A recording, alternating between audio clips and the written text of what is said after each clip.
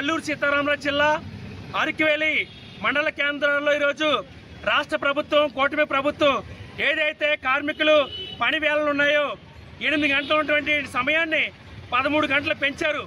13 గంటలు పెంచినటువంటి సమయాన్ని తగ్గించాలి, యథావిధంగా 8 గంటల పని దినాన్ని కొనసాగించాలని చెప్పేసి ఈరోజు డిమాండ్ చేస్తూ ఈరోజు సిఐటి ఆధ్వర్యంలో నిరసన తెలియజేయడం జరుగుతుంది.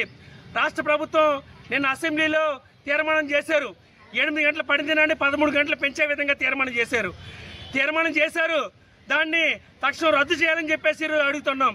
అంతేకాదు మహిళలకి ఈరోజు వాళ్ళకి రోడ్డు మీద తిరుగుతుంటే వాళ్ళకి భద్రత లేదు. అనేక రకాలైనటువంటి లైంగిక వేధింపులు జరుగుతున్నాయి.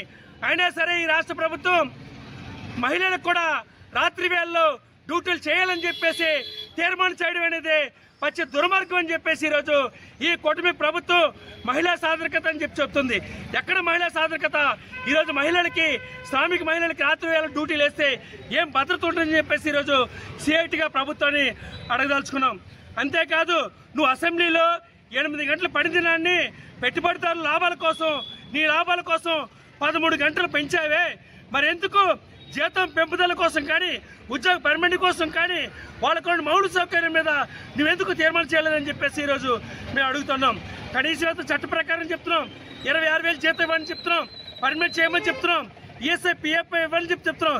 దీనికోసం మాట్లాడరు, 10 గంటలు మాత్రం పెంచేస్తాం. ఇది పచ్చి దుర్మార్గం.